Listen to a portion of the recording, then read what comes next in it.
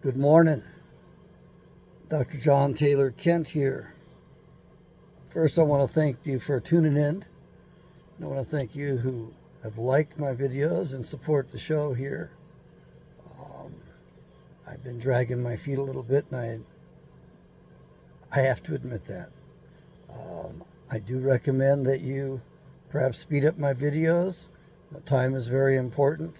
But yet I want to take my time and get my words formulated because I'm doing this off the top of my head, or as they say, by the seat of my pants. For years, the United States of America did without the FBI, and we can do it again, and we should. It's been a corrupt institution since its inception. It had another name, I don't remember what it was off the hand, but it got changed later to Federal Bureau of Investigations. It's not constitutional. I need you to understand that it's an unconstitutional body.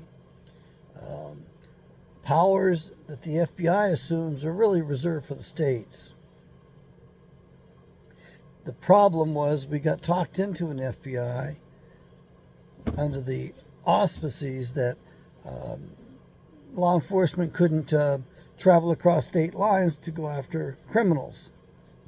Well, what we ended up with was a very highly form of organized crime, and today we live in a police state. There is no doubt about that.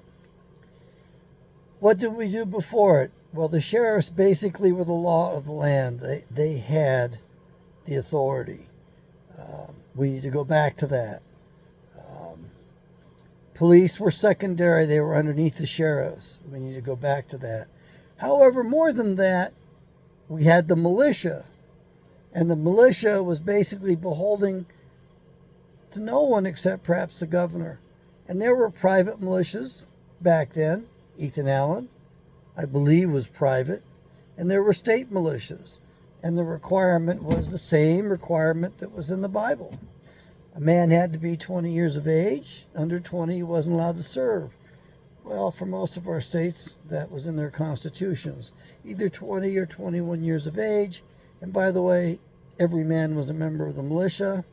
And there were laws requiring that an able-bodied man have a long arm, a rifle, a short arm, a pistol, a short sword, generally speaking about a 12-inch sword, and required to possess so many rounds of ball and ammunition and so much powder.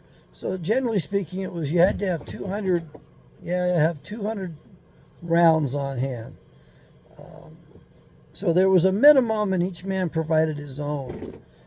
If we go back to that, when the sheriffs have trouble, they can call upon the militia to give them some help. The militia also corrected state legislatures. The whole legislature, in the case of New Hampshire, when they refused to rule and get the business done on some important law having to do with property. And there was a big contention about that. It was so bad that the militia surrounded once the legislators went inside the building, the militia surrounded it and basically announced no one's getting in or out. No food or drink could be taken in, and nobody could be let out of the building until they got this one piece of legislation done. And the militia members just surrounded it and circled it. That was a long time ago. That was back when the capital of New Hampshire was in Portsmouth, which, of course, being a coastal town and the British being such an incredible Navy power, it was thought that Portsmouth was just too vulnerable, so they moved it into Exeter, and it was known as the Incident at Exeter. So we need to return to local law enforcement. Everything is better done at the local level. And right now we have a federal government that's totally out of control. If I had to identify the beast system, it would be the system that we have today. I'm not saying that America is the beast of Babylon, but this current set of weird incorporated governments that have been assembled in a giant shell game to defraud us all is just it's really a system of slavery. Even the people in the Orient, even the Chinese say that we live in a slave society. They understand it better than we do. I've had my own personal dealings with the FBI. I've been into their offices, the old offices on Indianola Avenue. Indianola anyway. I don't know if it's Avenue or Street.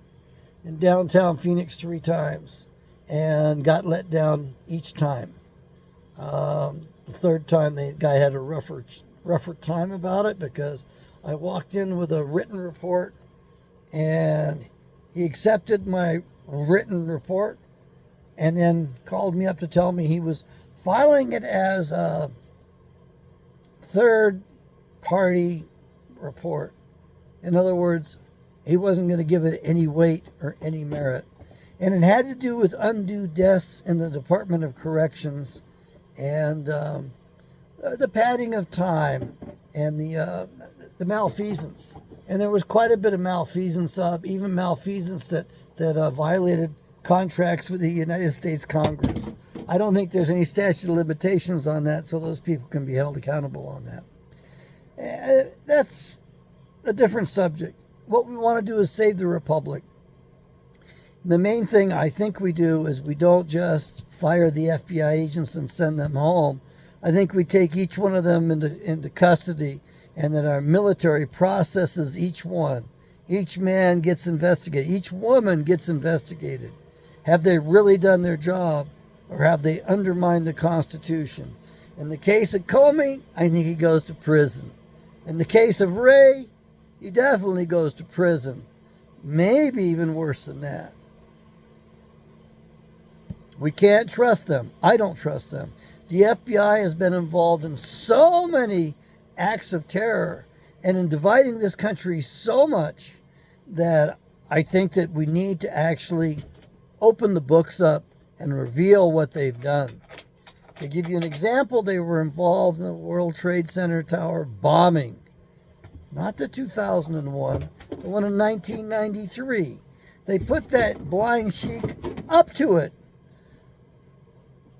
And the FBI handler instructed the blind sheik to park the vehicle, the van with the explosives, against the wall so it would take down the building or at least make a good attempt. And the sheik recorded that FBI handler of his setting his ass up and also ordered his men to park the van in the middle of the basement garage, and thereby it minimized the damage. It was a total setup. Look at this thing in Michigan, going after the governor. We got two guys, two patsies who pled guilty. I don't know the circumstances to it, but I do know that 15 or 16 out of the 20 men who were involved in that were FBI agents, FBI operatives. And in case you're wondering, part of the way that they divided our country up so much was using this errant FBI. The FBI and their provocateurs can be found in any and every extremist organization in this nation. That's just my opinion. What's yours? I want to hear your comments down below. But to give you examples of it, during the Oklahoma City bombing, the ATF actually did the good thing and the right thing. Their agent discovered that bombing plot 6 weeks before the bombing of the Edward, whatever is Murrah building in Oklahoma City. And they reported it to the FBI. Guess what? Guess what the FBI did? They ordered the ATF to stand down that they were on top of it. And 6 weeks later, 19 children were killed in that bombing that the FBI put on. And they escorted Andy Strasberg outside of the country 9 months later through Nova Scotia because he was the dude that put it together. He was associated with the Red Brigade and got recruited for it. In case you're wondering, it was offered in-house to an American first. Cody, what's your first name? Cody Goldenelk is your Indian name. Cody Snodgrass reported it to us.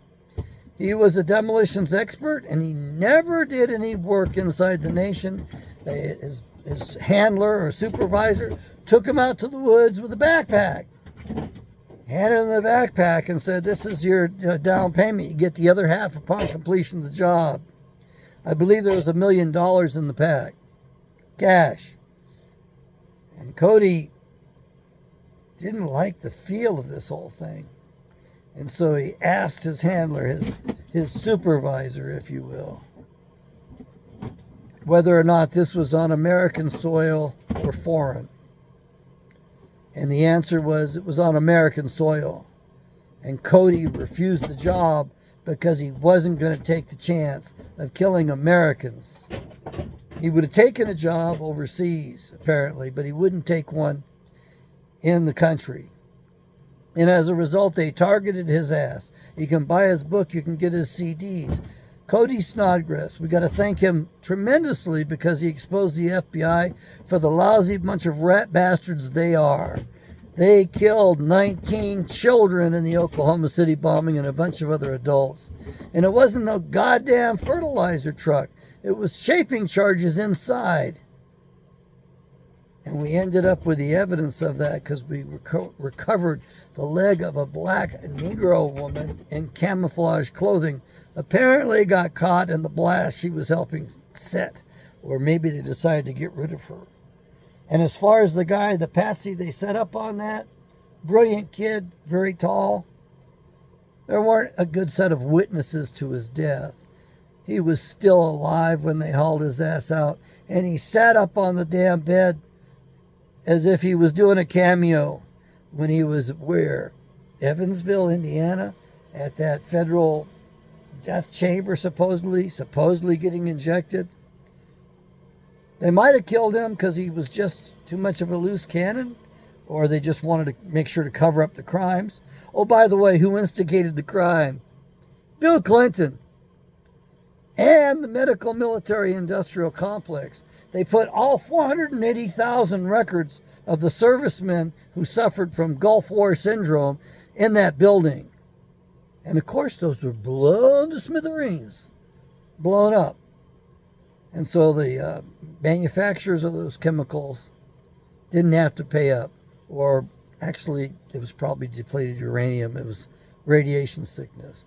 Oh, and not only that, the day before the blow up, they hauled in the records of Whitewater investigation. And guess who got off on that one? Yeah, you know who. Because the records were all gone on that as well. So they didn't prosecute her any further. Now, the FBI's been involved in all kinds of things. They owned the man who was in charge of Posse Comitatus. And that was nothing more than a lightning rod to draw men out to that cause so they could persecute them, so they could find out who real patriots were and go after them. That man was on the FBI payroll, and he was so well protected that it appears the FBI murdered upon his behalf twice. Cut off one guy's feet and hands in order to protect his identity. What a horrible murder. And then a real bloody murder in the jail because a man had gone up from, I believe it was Florida or somewhere in the South. His wife had been having an affair with this guy. And when he found out about it, he said he was going to kill him and made the trip all the way up to Michigan. And the wife panicked, so she called and somehow or other got the state police involved. Her husband was arrested, put in a jail cell, and murdered in such a violent, bloody manner that even the deputy there resigned because he knew that it was a murder. The guy had been set up. And in case you're wondering, if you want to read the names of some of the murderers, or one of them at least, and there might be more because I couldn't finish the book, get Michael Collins Piper's final version of the book, Final Judgment. It's a hard-to-get book. I got mine from the crew over at Tex Mars, Paid $50 for it. I wish I had bought 2 copies. They were selling for $100 a piece. I just didn't want to be too greedy. But this is a book I wish I had 2 copies so I could dog ear and underline and study this one. There's a fellow in there who was on J. Edgar Hoover's hit squad, and he went out after one of the witnesses to the Kennedy assassination and murdered him. J. Edgar Hoover had a hit team inside the FBI, and they murdered 31 eyewitnesses to the Kennedy assassination to cover up for the CIA who had done it. You want to know who did it? It's pretty much in the book Final Judgment. James Jesus Angleton. There are videos of that jackass out there being interviewed, and you can watch him and make a judgment call for yourself. My judgment was that he was a rat bastard. He said that no democracy was perfect. So I guess he was the guy that perfected it by whacking Kennedy. On behalf of David Ben-Gurion, the Prime Minister of Israel, so Israel could get nukes. And LBJ was in on it. As a matter of fact, my question for you is, how many presidents does it take to kill one president? Let me clarify that. In your comments, I want to know the number of presidents you believe were required to assassinate John Fitzgerald Kennedy. There is a number. I got it in mind right now. Some of you might be able to read me. I don't know. Anyway, it took several presidents to kill the one president. Was he a good man? Yeah, pretty well. Pretty good. He would have helped the country quite a bit if he had been allowed to live, but they had to kill his ass. Oswald didn't kill him. Oswald saved his life on November 4th in Chicago when they were going to whack him up there. By the time Dallas occurred, the bad guys understood who the good guy was, who was deep undercover, and set him up as their damn patsy. It's what they always do. And by the way, what's his name who killed him live on camera on the news? I think his name was Rosenberg. He knew Oswald. They knew each other. And he was put up to it, and he had to do it. I'll remember it after I get off the video. I'm not very good with names. What I want you to do is I want you to like my video. I want you to leave comments, and I do want you to subscribe, and I want you to share this far and wide. We're just getting started with the FBI, and I'm going to take them to task and put it all up there as fast as I can. Why? Because I don't trust the son of a bitches, and you shouldn't either. If the FBI wants to talk to me, I've been in there 3 times, and they didn't do their job. They're guilty of dereliction of duty. Their main job is to wet nurse, babysit these weird congressmen and senators so they don't get in trouble. But of course, they screwed up our last election. They overrode it, and we are living in a police state. Good day.